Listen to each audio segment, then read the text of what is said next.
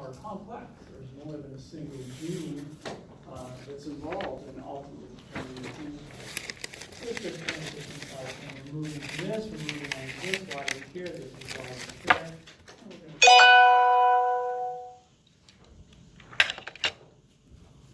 Just a comparison between Mendelian and now polygenic is, when I say complex inheritance, I really mean polygenic inheritance. All right, we're going to talk about a couple different types of polygenic inheritance. So I use those terms synonymously: complex inheritance, polygenic inheritance. Polygenic just means two or more genes are involved in determining the phenotype. So one locus, right, was determining the phenotype. Now we're going to talk about two or more loci determining the phenotype. When you plot out, and I'll show you some examples of this, but when you plot the phenotypes of the individuals in the population and you're looking at Mendelian inheritance, you get something called discontinuous distribution, right, which we'll look at shortly. Whereas when you plot out the phenotypes of individuals in a population with polygenic, you get something that's called continuous distribution. So we'll look at the difference between discontinuous and continuous distribution.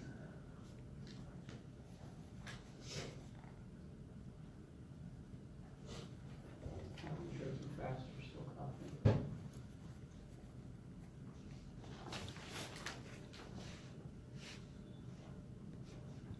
So we don't have a lab today, right? So it's an iLab. So I did post it. I just posted it when you guys were taking your quiz. So it's cystic fibrosis. It's up. You just pull it up. It's a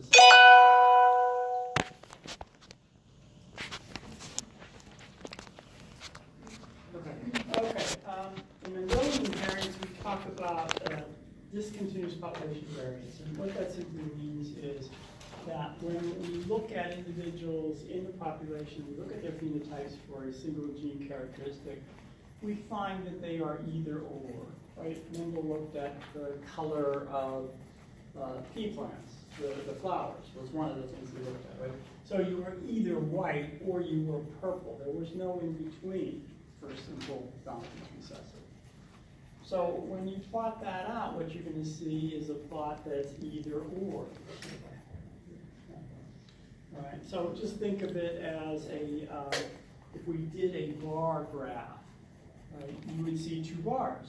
You would, a bar representing the frequency of individuals with purple, frequency of individuals that were white. Now, yeah, if you're either or, you got to be one or the other. In your book, they give an example of dwarf and tall pea plants, where he categorized either being tall or dwarf. There was nothing in between. One or the other. And so in that case, what you do is when you go into the population, you're counting. I'm counting how many purples are now, how many whites are there. I'm simply counting, and then I'm going to plot those out. And that's a discontinuous distribution. It's distinct non-overlapping distribution. That differs from what we see in polygenic inheritance. In polygenic inheritance, we have two or more genes that determine the phenotype. You have this sort of thing where it's not either or. You go into the population with the phenotype you're looking at, you're going to see a wide range. And give an example, height.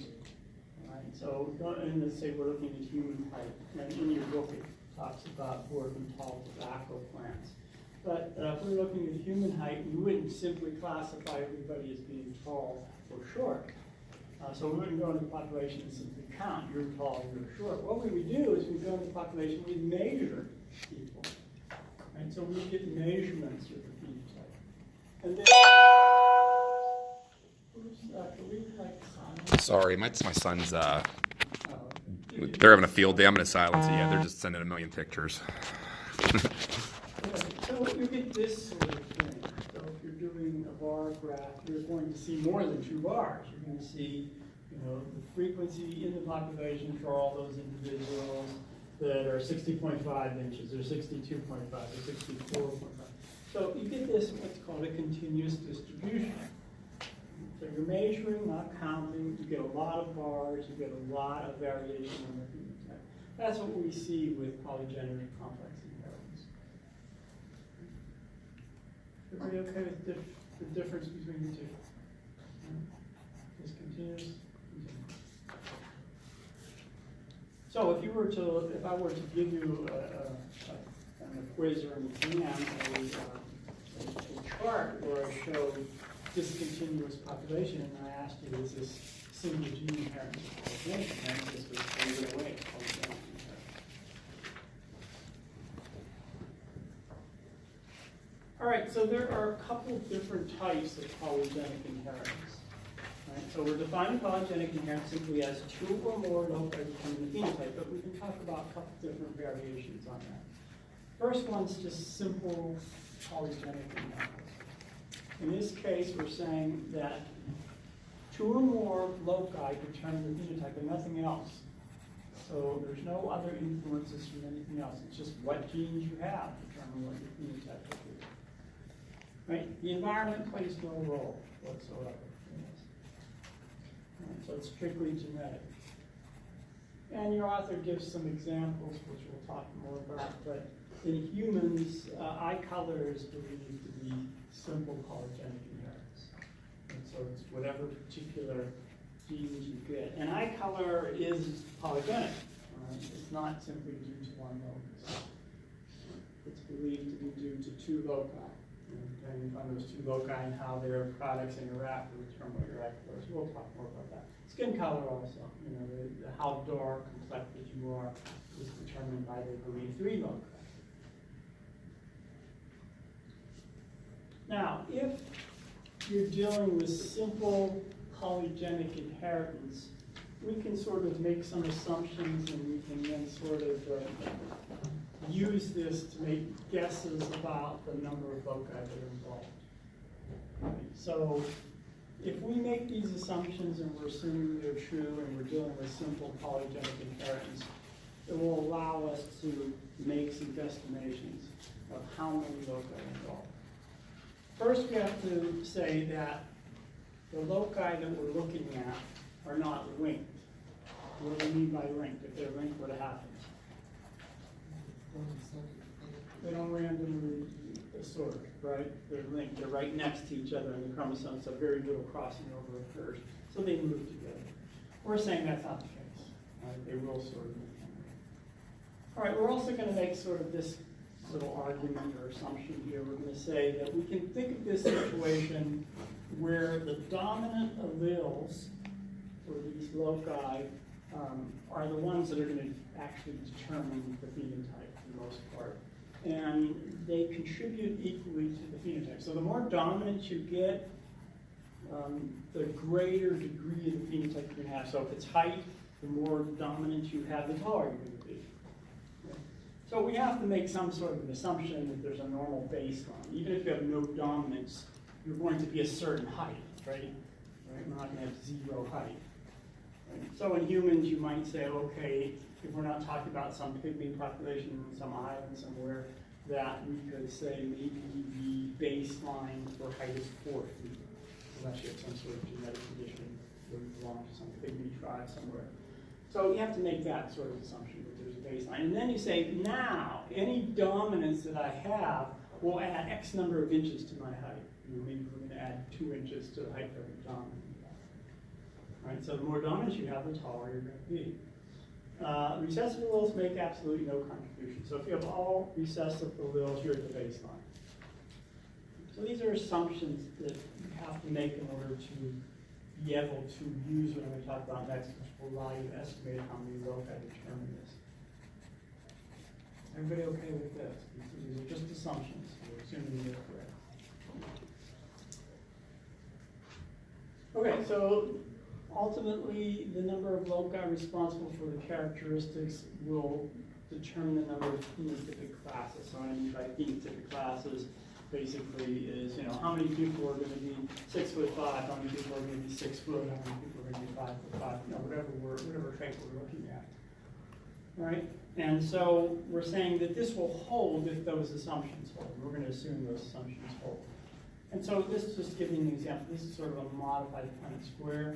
We're saying we have 2 loci, right? Loci A and loci B. So if we have 2 loci, we have simple dominance and recessive. If this were the female, we have these 4 possible gametes that can be produced by the female. If We have 4 possible gametes that can be produced by the male. And then we just go through like we do in a Punnett square. If this fertilizes this, but instead of putting in the genotype here, we just write down the number of dominants. How many dominants will this person have? We do the same thing, and that's all we're doing here.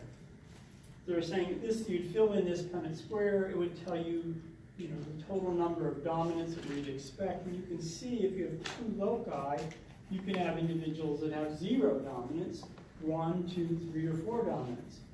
Therefore, the population, we'd expect to see 5 phenotypic classes. Right? So if I were plotting this, there'd be 5 bars. So this is the assumption. I mean, we made assumptions, and then this is what we're saying. If those assumptions are correct, we can do this sort of thing. And if we can do this sort of thing, then we can sort of just use this little equation here. The number of loci determines the number of phenotypic classes under these circumstances.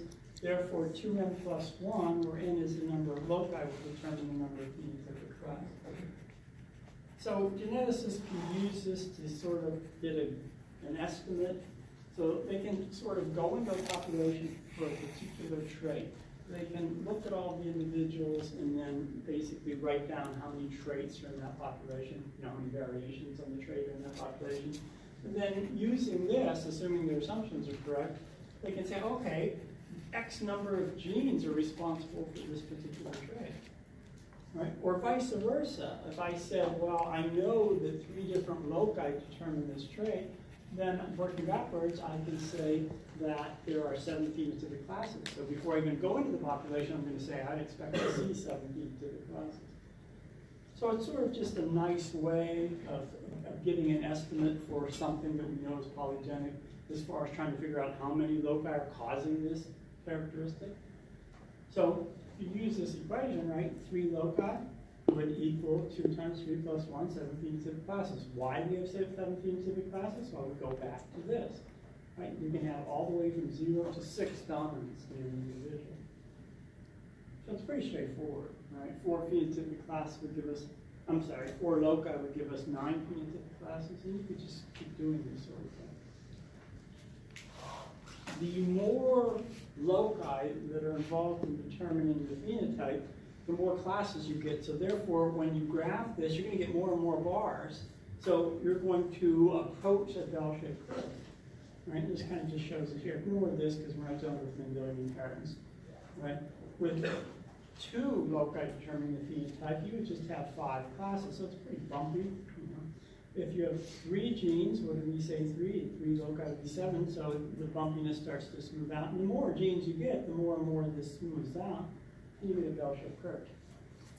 So if you go into a population and you look at a particular trait and you simply tabulate all those different classes and you have lots, then you know you're in this sort of situation that you've got a lot of different loci that determine that particular trait, and you can use this to figure out how many. So again, we're making assumptions. Whether those assumptions hold up or not, if the assumptions don't hold up, then this makes no sense, but we're assuming they hold up. And therefore, we can simply use that equation to allow us to estimate the number of loci to determine the trait. I'm just a little confused about how this is then actually working, because with 1 gene, right, a homozygous dominant is going to look the same as a heterozygous. Right, that's 1 gene, so we're not dealing with 1 gene. Right, so but is this actually working differently at the genetic level in terms of if you're homozygous dominant, you're actually contributing, it matters that you have those 2 dominants, do you know what I mean? Rather than being...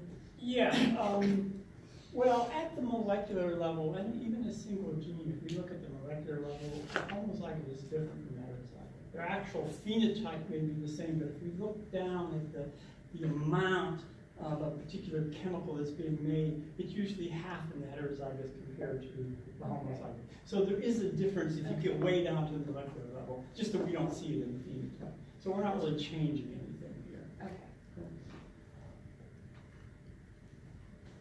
Okay, so yeah. I'm sorry, I read an article, I think it was maybe a year or 2 ago, where they think they may have found another allele for eye color to explain yellow and black.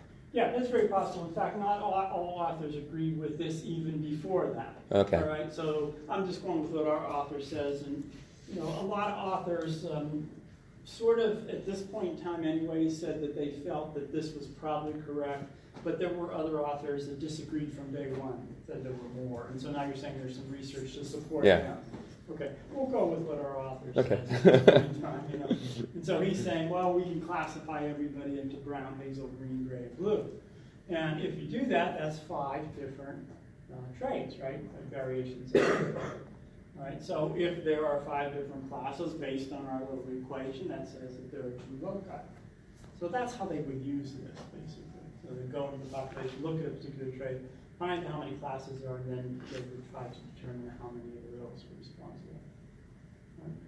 Right. Same thing with skin color. They went through and they looked at the amount of melanin in the skin and basically did the same sort of analysis, and they came up with an estimate of what they believed. And again, not everybody agrees with this, but Grover, our author, says he believes that like 3 different loci determine, you know, the complexion of your skin.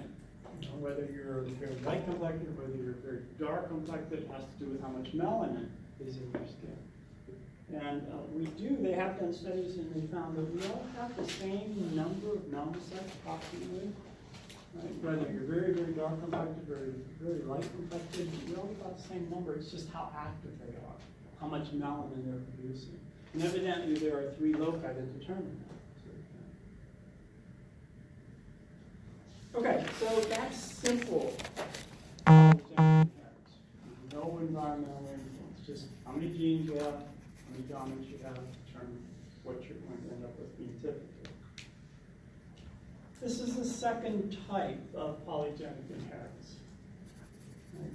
And this one is more complicated because now it involves not only the genes you have, but also the environmental factors contribute. So this gets a little bit more complex, and you can't use that simple equation anymore because environmental factors are confounding factors, so that your little equation doesn't work 2n plus 1. So what do we mean by multifactorial inheritance? Well, it's polygenic inheritance. Okay, so there are multiple loci, and there are environmental interactions. So the environment plays a role in determining how those genes express themselves. And this is important because most complex traits, diseases, disorders, are multifactorial. We know that we're all born with certain genetic predisposition to having certain traits, but the environment contributes to whether or not we reach the potential. So it might be, if you look at IQ, you might be born with genes that if you reach your full potential, you may be gifted. But there are environmental aspects to this. When you're a child, that you're not in a conducive environment where your parents aren't encouraging you, where you don't have access to reading material, or they don't read to you, whether you're being discouraged from learning. Those sorts of things can ultimately keep you from attaining your potential, your IQ potential. So it's all those sort of things. Height, right? Same thing. Might be that you inherited genes from your parents that you should be tall. But maybe when you were young, you were deficient of certain nutrients, right? You had a poor diet. Or maybe you were sickly a lot. Those things all then can inhibit you from reaching your full potential, right? So height, weight, personality, all these things, IQ, are all sort of multifactorial. This is sort of just a slide indicating the interaction between the genes you're born with and the environment that you're exposed to as infection. All right, so and we're looking at this particularly just in relationship to disease.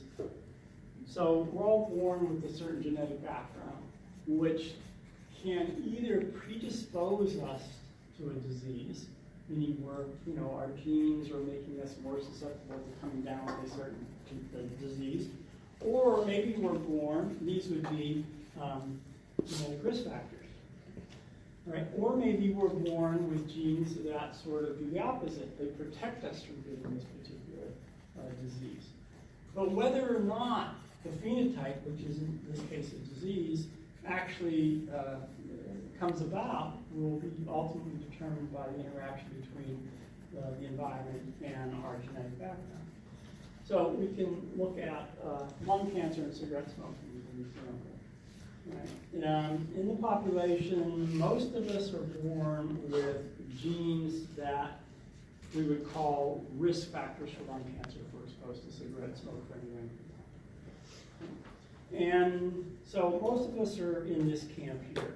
And if we are exposed, so we have these environmental risk factors, if we smoke and we expose our lung tissue to cigarette smoke for any length of time, there's a very, very good chance we're going to get lung cancer. 90% of all lung cancers are due to smoking. Right. There are also about 10% of the population which are born with these genetic protective factors for lung cancer.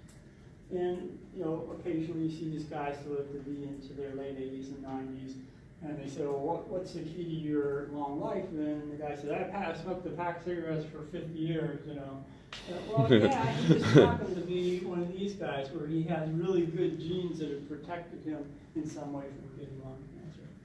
But it's that sort of thing, whether we're talking about lung cancer, whether we're talking about diabetes, whether we're talking about Alzheimer's disease. We're born with certain genes that either predispose us or genes that protect us, and then the environment that we're exposed to ultimately will determine whether we get the disease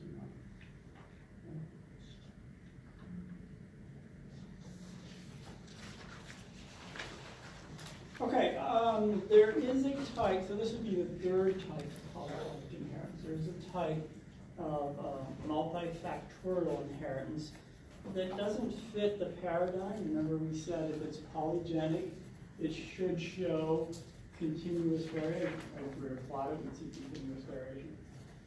Well, there's a type of multifactorial that basically shows the opposite, discontinuous variation.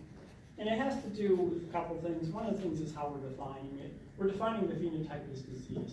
So that right there sort of causes it to become non-continuous, discontinuous. Because if we're defining the phenotype as disease, you either have the disease or you don't have the disease.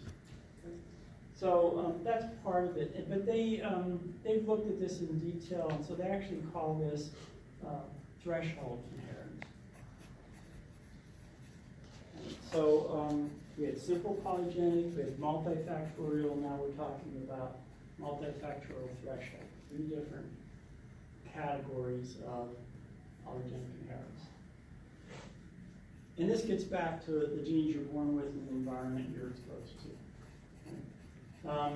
What we're talking about with a condition that shows threshold inheritance is that an individual is born with a certain genetic susceptibility to whatever disease we're looking at. Okay, so we can talk about genetic predisposition, genetic liability, genetic susceptibility, whatever you want to call the term. It just means that you have these genes that basically make you more susceptible to getting this disease.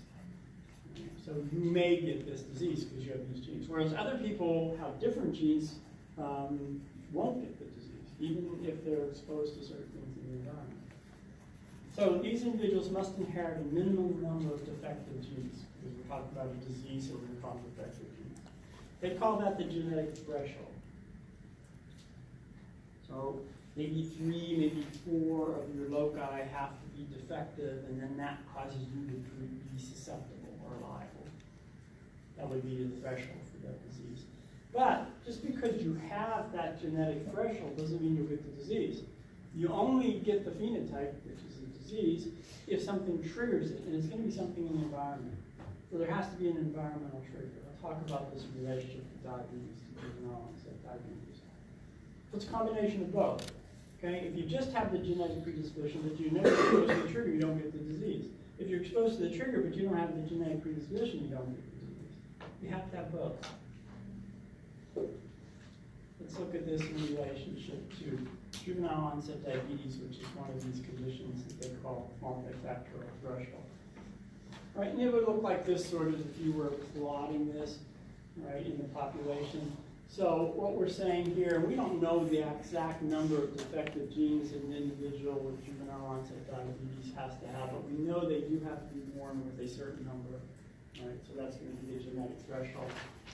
So if we look at it this way, what we're seeing is that if we look at the population, some individuals have no defective genes, okay? Some individuals will have one defective gene, some will have two, some will have three. Let's say 4 is the threshold. Again, I don't know for sure what it is, but we'll say 4. Okay, but we're gonna say at this point here, we've reached the genetic threshold. These individuals now have 4 defective genes, which make them susceptible for juvenile onset diabetes. Juvenile onset diabetes is insulin-dependent diabetes. And usually by the age of 12, they come down with symptoms. Their beta cells in their pancreas stop making insulin. For the rest of their life, they're dependent on injections. So, so we're saying they've reached this genetic threshold here. And then you can have individuals in the population that might have more, right? You might have 5 or 6. So all of these guys in the population here are genetically susceptible for getting this disease. Which ones get it? Well, the ones that are exposed to some sort of environmental trigger. So something has to happen to cause them to actually get it.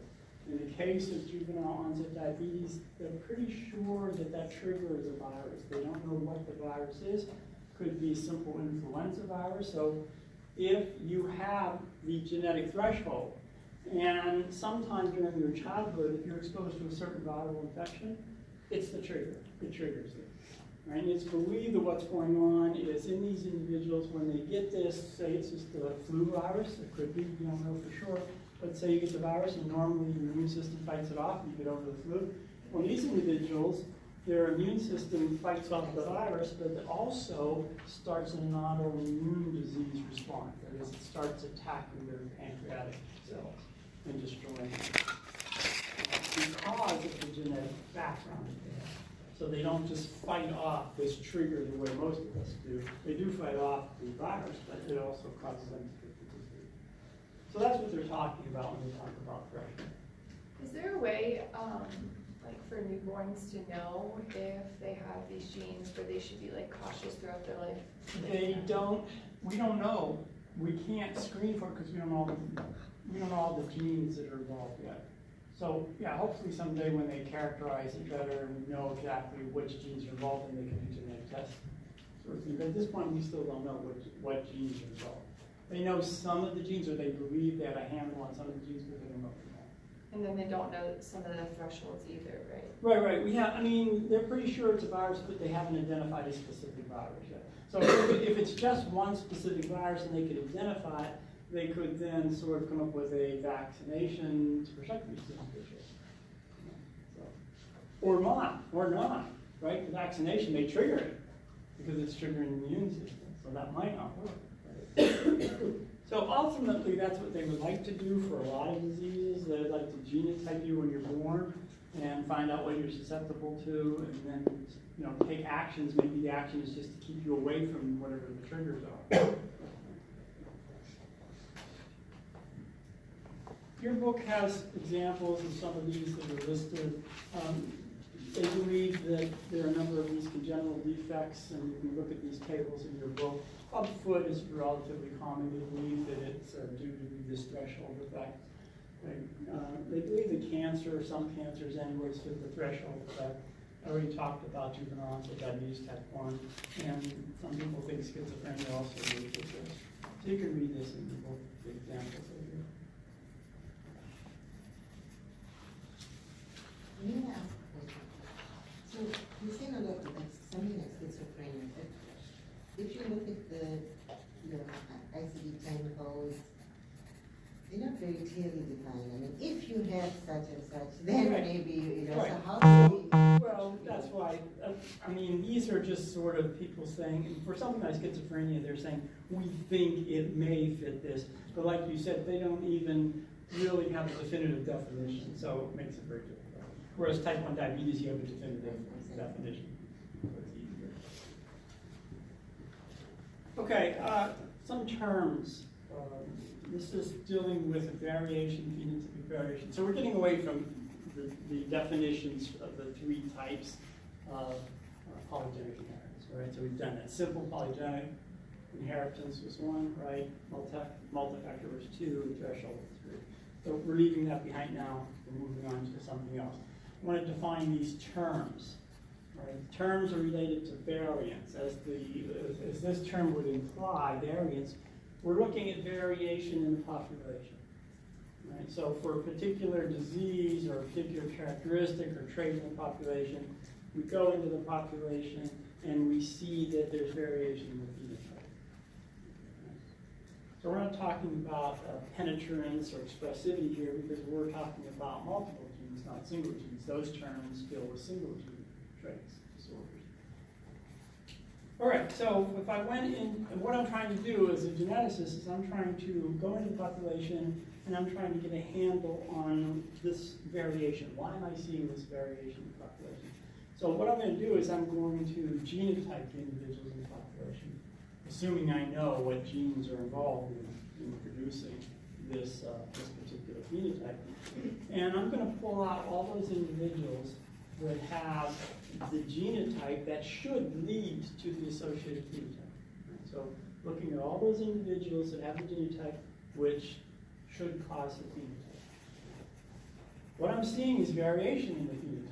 They don't all have a specific phenotype. So if I have this sort of situation where all the individuals in that population have a genotype, and they all should show one phenotype, but they're showing multiple phenotypes, that's called environmental variance. It can't be due to the genes, right? I've just genotyped them, they all have the same genes, but they're still showing phenotypic variation. It has to be due to the environment, so they're called environmental variance. So it's phenotypic variation among individuals with the same genotype in the population.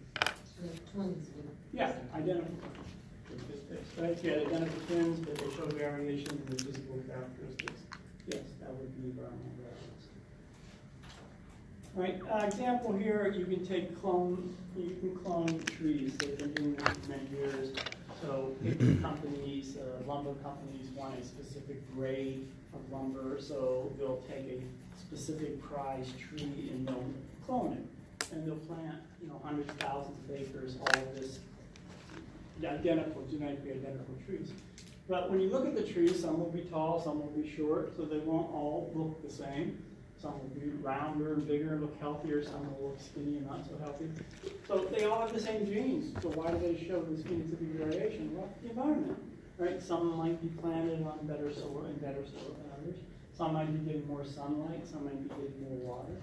So that's sort of the example of environmental variance. The flip side of this is genetic variance. You go into the population, again, you're looking at a particular trait, you see variation for that phenotype. Now in this case, you genotype those individuals that are showing variation. And when you do that, you find out that they have different genes. So you can associate different genotypes with the variation. So therefore, you can make the assumption that the variation you're seeing is due to their genes, not to the environment. I think we give an example here.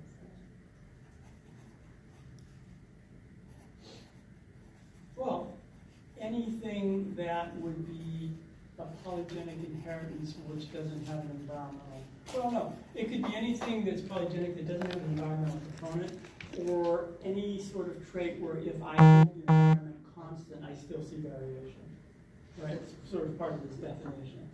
So this would be hard in a natural population because you can't hold the environment constant in a natural population.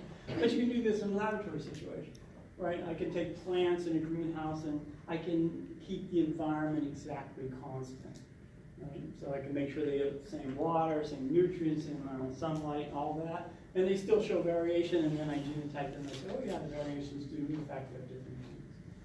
So in a lab situation, you can so it's just terms, we're seeing variation in a phenotype. Is it due to the environment? Is it due to the genes? That's all these terms. Yeah. Why would you ever want to test this, like when you hold the environment steady? Because can't you just look at the genes?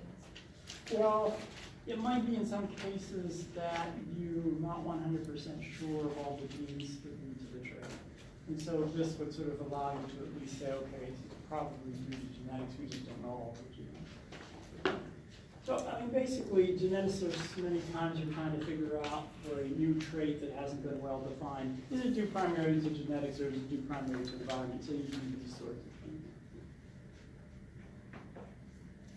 And that takes us to this term. And the book talks about how they get this term here, the ability to cap H. don't worry about the math of it. I mean, if you're interested in that, fine, but for our purposes, just know what it is and how we're gonna use it. Okay, so it's sort of like, geneticists are trying to figure out the variation that I'm seeing in the population. Is it due primarily to genetics, or is it due primarily to the environment? And it's sort of like your credit score, right? You can get your credit report, which might be 20 pages long, and if I want to find out whether you're a good credit risk, I have to read all 20 pages. Or I can simply get one number, right? Your credit score. And that's sort of what they're doing here. They're saying, could we make this a lot easier? Could we just come up with a single number that would quickly tell us whether this particular trait is due primarily to genetics or the environment? That's what H is, right? So it's going to be one number. It's going to range between 0 and 1, and it's going to tell us about how important genetics is to whatever phenotype we're looking at. So that's what heterability is. And so here's the range, 0 to 1. It's interpreted as percent. Again, I said don't worry about this, the math they used in the book to calculate this. They used correlation coefficients to calculate it. But if it's 0, I'll come back to this. If it's 0, this is what we're talking about. All right, that means that 100% of the phenotypic variation is due to the environment. So the variation we're seeing is completely due to the environment. That's one extreme. And I'd be hard pressed to find any example of that, because it's saying basically genetic factors play no role. Well, that would be very, difficult to find anything where genetic factors play no role. Even if we said, well, what color do you like? Well, your preference for a particular color probably has some sort of genetic component to it. Radiation poisoning? I don't know. Well, but then you're resistant. Some people will survive, some won't. The radiation poisoning isn't too extreme. So that's just the extreme, and H equal 1 is the other extreme. So 100% of the variation calculation is due to difference in genotypes, and there's no environmental variation. That one I can at least come up with something, but again, it's the extreme. So H equal 1, you would say you would believe that something like fingerprints, right? Before we did all the DNA fingerprinting, people just used regular fingerprints to identify individuals between time seeds. So you would expect that your fingerprints are due entirely to genetics. They're determined in utero. So by the time you're born, you have all your fingerprints. And it's believed that it's 100% genetic. In fact, if you look at identical twins, what would you expect? Would their fingerprints be the same or different? Same. Yeah, you would expect that they would be the same. And most of the time they are, but they have found reports of identical twins that had slightly different fingerprints. So it approaches 1, but it's not exactly 1. The explanation for why identical twins would have fingerprints that are slightly different is they feel that, yes, it's genetic, but there probably is a small environmental component, and these two embryos, fetuses, are developing in utero in little micro different environments. So, they're in 2 different chorionic sacs many times, and so their micro environments might be just a little bit different, enough so that it could influence their fingerprint. But we usually don't see things at H equals 0, H equal 1. We see things in between that. Those are the extremes. Your book does talk about this, that when you do studies and you come up with an H factor, which is again just a quick number that tells you how important genetics is for whatever trait you're looking at, that it has limitations, and the book talks about this in much more detail. Also talks about how it was misused in the past. They were looking past studies where they looked at IQ and race, and they were calculating age, and they were doing it in such a way that they weren't taking into account the limitations. So I definitely read that if you haven't read that sort of report historically, saying that there are limitations to this and you have to take those limitations into account. It can be misused, and it has been misused in the past. Okay, so if we're looking at humans and we're trying to look at, how important is genetics versus environment, you can't go into the lab and manipulate them the way you can if we're looking at plants or bacteria or lab rats. So one of the things that geneticists do to try to determine these issues about how important is genetics for a particular trait. They do twin studies. Right? And so, these aren't cause and effect. They're indirect evidence only, sort of an association. Right? And when they do these twin studies, when they come up with the results, you really have to look at the population size. So if you ever see somebody that comes up and they say that this trait is due entirely to genetics or mostly to genetics, and it's based on a twin study, the first thing you want to do is say, well, how many twins did you look at? Because I've seen some bad reports where they looked at maybe 5 sets of twins. Well, not going to be valid statistically. So the population size should be large. So for statistics, we're talking probably close to 100 or above. And there are twin registries, national and international twin registries where you can have access to this information so you can do these studies. Terms relating to twin studies. And so if we're looking at a particular trait and both twins have that trait, that phenotype, we say they're concordant. So it's just terminology. So both have it, they're concordant. If one has it but the other one doesn't, they say they're discordant. So again, it's just terminology. So this wouldn't be equivalent to saying the, not identical twins, fraternal twins? Well, fraternal twins may or may not be discordant. In some cases they'll be concordant, in some cases they'll be discordant. Discordant just means that they're different. The phenotype we're looking at, they're different or discordant. We'll get into that, all right? So, all right, so we're talking about twin studies, so we've got 2 different types of twins. Monozygotic twins, what we normally call identical twins. We call them monozygotic because when you have the sperm, you have the ova, they come together. Once there's fertilization occurs, that's called a zygote. Right? So they started out from a single zygote. So what happens with monozygotic twins is, this fertilized ovum now divides, forms 2 cells, and those 2 cells divide and form 4 cells, and then 8 cells, and they just keep dividing. Well, these are called the cleavage divisions. At some point in those early cleavage divisions, as they're dividing, they separate. And this group of cells and this group of cells go on and develop into embryos. Since they started from a single zygote, they're genetically identical. So it's a single fertilized zygote, and so we would expect them to be 100% genetically identical to each other, to share all the same genes. So if the phenotype is totally genetic, they should all be what, concordant or discordant? Concordant. Concordant, right? They should all share. Right. So that would be if H equals 1. In terms of monozygotic twins, fraternal twins, dizygotic twins come about differently, right? It's just due to what? What happens that causes dizygotic twins? Is the zygote splitting? Just multiple ovulations, right? The woman's supposed to ovulate only 1 ovum in 28 days. Right? Well, what happens if she ovulates 2 and they both get fertilized? You have twins. Right? So these are dizygotic twins. Right? They're no more similar genetically than sibs born at different times. Just they happen to develop at the same time. But genetically, they're no more different than just normal sibs that might have been born years apart. Do they share the same amniotic sac? Most of the time they have separate. They have their own amniotic sacs. The environments and Different environments also, yeah. But I mean, we're just looking at genes right now. So, different ova, different sperm, different thing.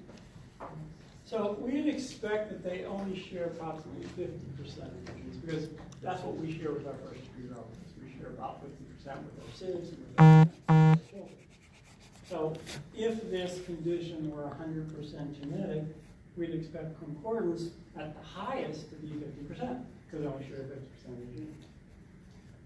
So identical twins, if it were 100%, we'd expect 100% concordance. Fraternal twins, dizygotic twins, if it were 100% genetic, only 50% would be concordant. So when you do these twin studies, this is what they do. They look at the trait in monozygotic twins, they look at the same trait in dizygotic twins, and they compare the concordance rates. If it's primarily genetic, traits primarily genetic, monozygotic concordance should always be higher. So you always expect to see much higher concordance rate in monozygotic. If it's primarily environment, you won't see this. You may see the flip of this, but you certainly won't see this. So that's what they're doing in twin studies, when they're looking to see, how much genetics plays in a particular trait, particular phenotype. But this doesn't apply to twins who have been separated. No, I mean, you're getting into confounding factors now because you're changing the environment, but the genetics would be the same. So if it's primarily genetic, even though you're separated, then you should have the same. Okay, remember I said these are just association studies, the twin studies are not cause and effect. Well, with lab rats, you can sort of do these cause and effect type studies. And your book talks about this particular study, so we'll go through this. There's a particular strain of mice that they can raise in the laboratory, and normally they look like this. What happens is occasionally some of these guys become very obese.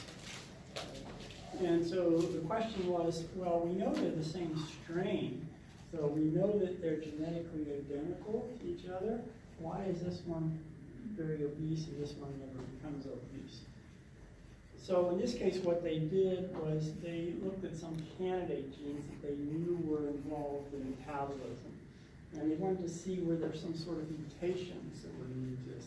Did this mouse develop some kind of mutation that allowed it to become obese for this mutation, where this mouse never did? And so they knew, I'll come back to this, they knew that there was the two genes involved in this process that play a role in both how much you eat because you're hungry or not hungry, and how rapidly you burn calories from metabolism. Right? And so they knew that fat cells produced a substance that was dumped into the circulatory system. So the more fat cells you have, the more of this would be dumped into your circulatory system. That's leptin. Right? And what leptin does is it ultimately binds to receptors in the hypothalamus. And what it does is it tells the hypothalamus, look, we have enough.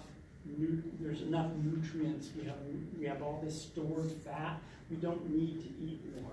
So it basically causes the hypothalamus to make hormones that regulate your appetite. So if you have a lot of leptin, you shouldn't be hungry. Right? So basically, that's one of the mechanisms. The other mechanism is it also makes hormones that cause your metabolism to burn more calories, right? Because you've got all this extra fat cells that we can burn a lot more. So it's affecting two things: your hunger and your metabolism, right? And it's by way of fat cells producing leptin binding to the hypothalamus. So they say, okay, let's take a look at the genes that we know are involved in this process. So these were the two candidate genes they looked at. The opium gene is the gene that's responsible for making leptin. So this is the gene, when it's expressed, it makes leptin. The DB gene is the gene that makes those receptors in the hypothalamus that the leptin binds to. So the hypothalamus can't do anything unless the leptin binds to it. Right? Well, if you don't have receptors, or if the receptors aren't working, you can have tons of leptin, but it's not going to have an effect on the hypothalamus. So they thought these would be two good genes to look at in this time. And when they did that, they actually found that these mice either had a mutation in this gene or this gene. This is why they were becoming obese. They had mutations. So even though they started out genetically identical, due to mutations occurring, they now have these changes. Right? So in this case, they could find a direct cause and effect. The reason that this mice became obese is because they had a mutation in one of those two genes. Makes sense? One of those genes, right? You have as many fat cells. You have tons of fat cells, but if your leptin gene is mutated, you're not making leptin. Or you can have tons of fat cells and you're making tons of leptin, but if your receptors aren't working right, the hypothalamus isn't going to do it. So they were really excited about this, and they said, well, maybe this is the cause for a lot of obesity in humans. So they did studies where they looked at these two genes in humans, in these populations of humans, and they found that only 5%. They found some. So 5% of obese individuals actually had mutations in these two genes. But 95% of individuals that are obese humans, they couldn't attribute to mutations in these genes. So this question of is obesity more genetic, more environmental, they really haven't resolved this. There's been a lot of different studies and there's been a lot of confusion because you get very different results. Some studies have age as low as 0.3. In that case, are they saying genetics is important or not important? Not very important at all, 0.3. Some studies are as high as 0.7. In that case, you're saying genetics is pretty important. And they haven't resolved this. Different studies keep coming up with different conflicting results. All right. So for that 5% of the obese population of humans, yeah, we know the cause. And you may actually be able to down the road come up with some sort of treatment for those people. But for 95% of the obese population, we know it's genetic and it's environment. We just don't know which is more important.